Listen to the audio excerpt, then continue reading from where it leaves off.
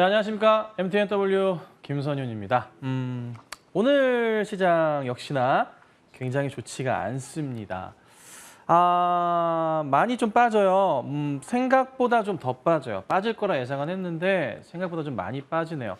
이유인 즉슨 PPI와 연계돼서 CPI까지 우려가 좀 커졌어요.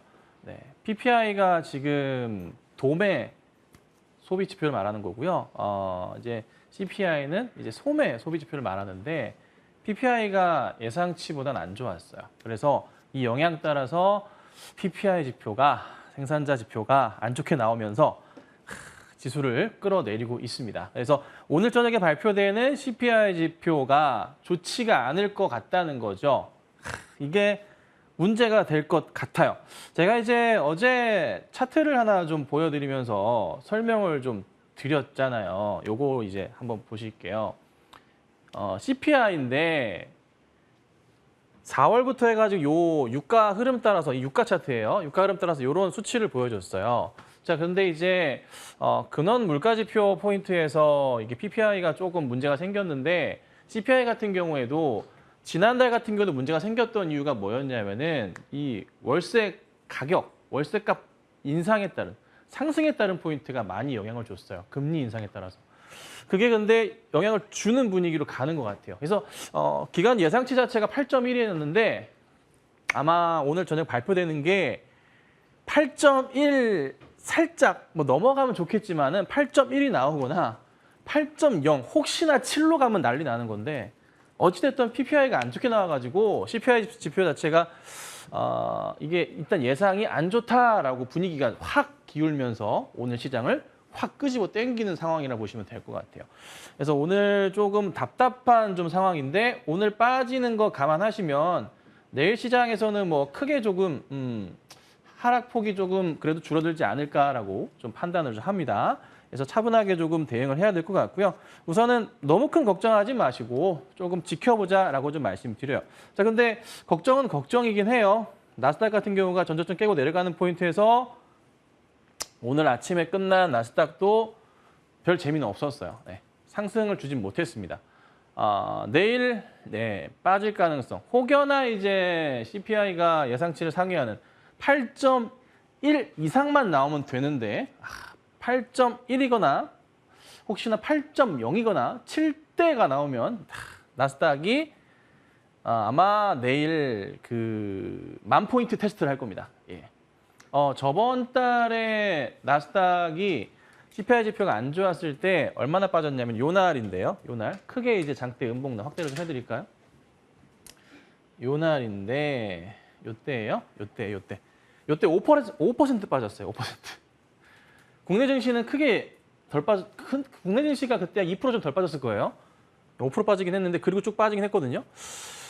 이게 다시 재현될까 말까는 모르겠어요. 근데 우선은 오늘 저녁이 지표가 굉장히 중요한 상황인데 PPI가 안 좋게 나와서 아마 좀 분위기가 안 좋은 상황입니다. 그래서 내일까지는 조금 각오를 하셔야 되고 저도 이제 그간에 계속 말씀드렸던 게 뭐냐면 시장이 조금 불안하니까 특히나 이번 주는 감을 잡기가 너무 어려워요. 이번 주 예측 자체가 굉장히 어려운 시장이라고 말씀드리고 있죠. 그래서 이번 주는 우선 지켜보자는 좀 분위기로 가는 게 맞고 혹여나 하락이 내일 크게 나오더라도 아마 단기 바닥 포인트를 테스트하는 구간이 될 것 같아서 하락 이후에 또 빠르게 올라갈 수도 있을 것 같습니다. 근데 또 걱정인 것은 유가가 또 상승을 하다 보니까 다음 달 CPI 지표에 대한 흐름이 걱정이 좀 되겠죠. 그러면 결국 11월에 연준은 자이언트 스텝으로 갈 수밖에 없는 그림을 그릴 수밖에 없는 상황들. 그래서 굉장히 중요한 오늘과 내일이지 않나 그렇게 좀 봅니다.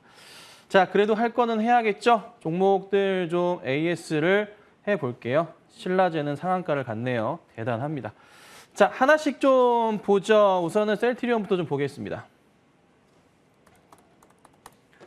자, 셀트리온 뭐 시장 안 좋아도 소폭이나마 좀 반등을 하고 있긴 한데 시장이 좀 원체 안 좋다 보니까 상승 분위기를 잘 타고 가지 못하고 있어요.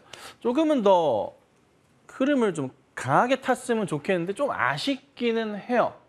근데 이제 분명한 것은 하반기 실적이랑 내년 실적을 생각해 봤을 때 문제가 없는 종목이잖아요.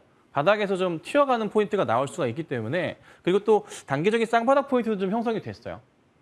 중기 포인트에서도 바닥은 형성이 된 상황이에요. 보시면은 이렇게 해서 5월부터 해가지고 바닥 형성은 이렇게 되어 있어요. 그래서 이 구간에서의 이탈 자리들은 항상 매수하기 좋은 자리고 뒷받침되는 것은 실적의 변화가 없어야 되는데 성장이 나와야 되는데 그 부분에 있어서 셀트리온은 변화가 없기 때문에 깨면은 매수하기 좋은 자리 여기서 반등을 하기 마련입니다. 그래서 조금만 시장이 양호하게만 가준다면 더 가파르게 빨리 올라갈 텐데 시장을 역행하기는 힘드니까 우선 이런 흐름을 좀 보여주고 있긴 하거든요. 근데 너무 큰 걱정하실 필요는 없다고 말씀드리고요. 뭐 반등이 나온다면은 여기 지금 21만 5천 원짜리가 이제 1차 고점 자리잖아요. 충분히 넘어갈 거예요. 그래서 셀트리온 많이들 보유하고 계실 건데 제가 생각하건데 3분기 실적 괜찮거든요. 그리고 4분기도 괜찮아요. 내년도 더 좋아요. 그러면 이번에 시장 하락만 멈추고 정상권으로 돌아오면서 더 이상의 이제 하락 이슈 자체가 돌지 않는 시장 분위기가 나와준다면 어디까지 생각해 볼 수가 있냐면요. 여기까지 보셔야 돼요. 네, 여기 자리까지 보셔야 돼요. 여기가 이제 25만 원 넘어가는 자리거든요. 여기까지 보시면 돼요. 그러면 이제 그 전에 상당히 고점에서 매수하신 분들도 그래도 일정 부분 대응은 되잖아요. 그래서 차분하게 만약에 내 단가가 셀트리온이 25만 원, 20만 원 후반대, 뭐 30만 원대까지 있으신 분들이 계신다면은 현재 구간대에서는 조정이 나오거나 밀릴 때마다 매수 대응을 하시는 게 좋아요. 네, 조금 더 이제 비중을 늘리시면서 단가를 낮추셔야 돼요. 그렇게 하셔야 돼요. 그렇게 하셔야 기다린 기간 긴 만큼 또 좀 더 기다리면 그렇죠? 네, 수익 보시고 나오실 수가 있어요. 그래서 힘들 내셔야 되는 종목입니다. 많이들 들고 계시기 때문에 조금 길게 봐드렸고요. 자, 그다음은 삼성물산인데 장이 좀 많이 안 좋으니까 저도 이제 같은 종목 AS를 최근 거 위주로 계속 해드리고 있어요. 역시나 바닥 라인 굉장히 중요한 자리고 여기서부터 해서 올라가는데 최근에 이제 근데 삼성 관련주들 흐름을 좀 보고 계신가요? 혹시 보셨나요? 삼성 관련주들 흐름이 굉장히 괜찮거든요. 삼성물산도 이 상황에서 반등이 좀 나오고 있긴 하지만 그 중심에 있는 종목들, 삼성생명도 그렇고 그렇죠? 차트 보시면 아시겠죠? 시장 대비해서 어떤가요? 굉장히 양호하다는 것을 느낄 수가 있습니다.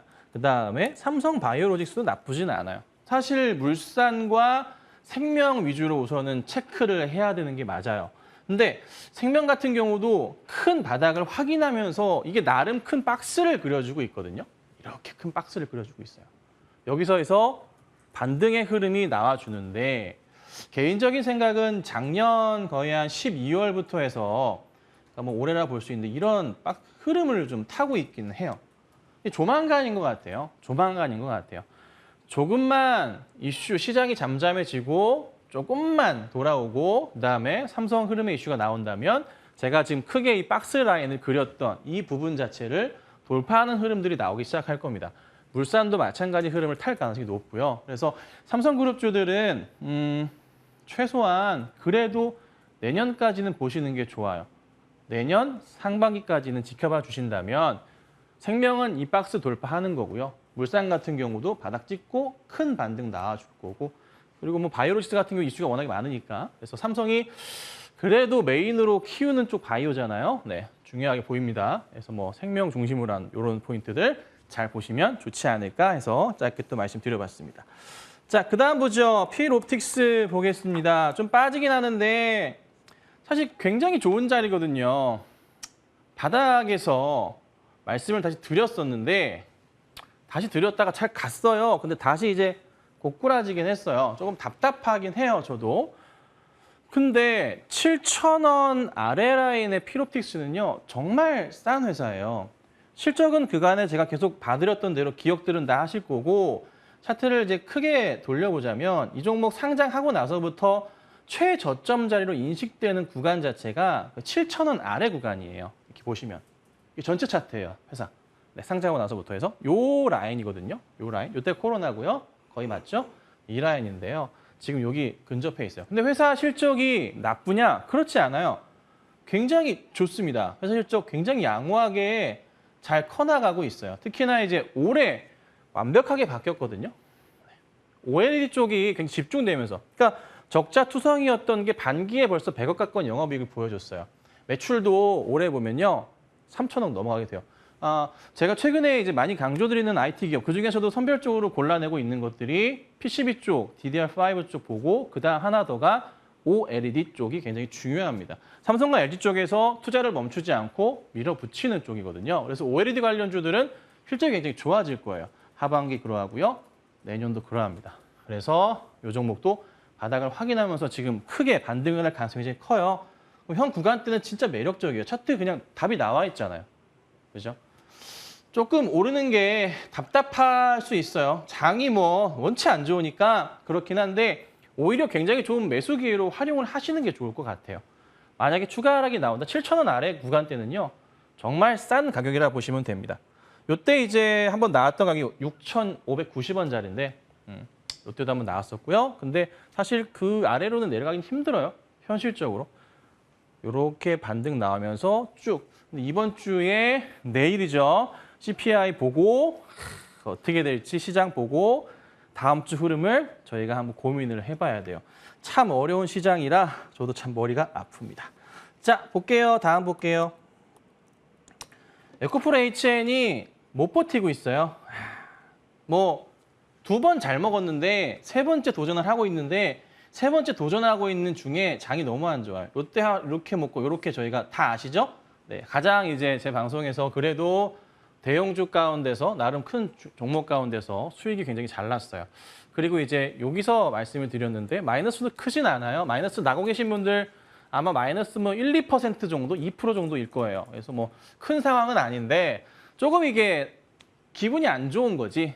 좀 괜찮은 상황. 근데 뭐 시장 대비해서 보자면 또 잘 버티고 있어요. 약간의 좀 단기 요 박스를 보이고 있긴 하거든요. 그래서 반등 자리가 조만간 올 것 같긴 해서 개인적인 생각은 이 종목이 그래도 계속 지키면서 반등이 나온 자리가 5만 원 선이에요. 5만 원짜리예요. 조금 확대를 해보자면은 여기 라인이 이제 5만 원짜리인데 이 라인 자체를 좀 지키면서 그래도 으쌰 힘을 내고 있습니다. 오늘 살짝 깨긴 했지만 다시 올라갈 것 같고 어제도 살짝 터치했다가 다시 반등이 좀 나왔거든요. 그래서 현 구간대에는 제가 볼 때는 굉장히 좀 매력적이지 않나. 내일 시장이 어떻게 될지 모르겠으나 그래도 5만 원 아래 구간에서는 매력적인 건 맞다. 분명히 반등은 나온다라고 판단을 합니다. 하반기 실적 굉장히 좋고요. 내년도 너무나 좋은 회사입니다. 그래서 3번째 도전 절대 실망을 주진 않을 겁니다. 꼭 붙들고 계셔보세요. 한번 지켜볼게요. 자, 그다음 좀 보자면 코오롱 플라스틱도 좀 답답한 상황이에요. 자동차 부품 쪽 업황 자체가 안 좋다 하지만 이 회사는 엔지니어링 플라스틱 시장의 대장주입니다. 거기에 글로벌 아주 최고가 브랜드들의 납품을 꾸준하게 잘 하고 있는 상황이에요. 포르쉐 이슈도 마찬가지가 될 것 같고요. 그래서 항상 이 종목은 10,000원 아래가 굉장히 주요한 자리였습니다. 지금까지 해서. 올해 들어서 10,000원 아래 포인트는요. 항상 매수하기 적기였어요. 그죠? 라인을 보시더라도 그래요. 근데 최근에 시장이 또 너무 빠지다 보니까 영향을 좀 같이 좀 받는 거긴 한데 굉장히 좋은 매수 기회라고 판단을 좀 합니다. 실적 문제 전혀 없죠? 뒤져보세요.